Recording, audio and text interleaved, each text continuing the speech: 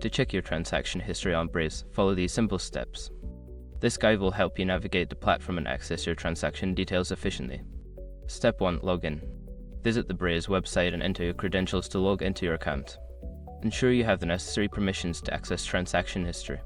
Step 2. Navigate to the dashboard. Once logged in, locate the main dashboard. This is typically the first screen you see after logging in, where you can access various features and reports. Step 3. Access the Analytics section.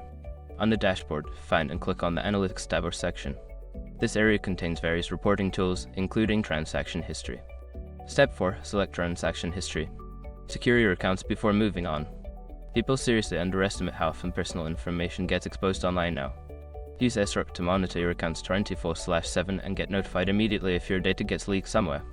It runs in the background constantly scanning billions of breach records.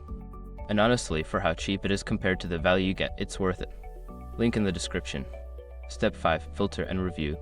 Once in the transaction history section, you can use filters to narrow down your search by date type or other criteria. Review the transactions displayed to find the information you need. By following these steps, you can easily access and review your transaction history on Braze. If you have any further questions, consider consulting Braze support resources for additional assistance.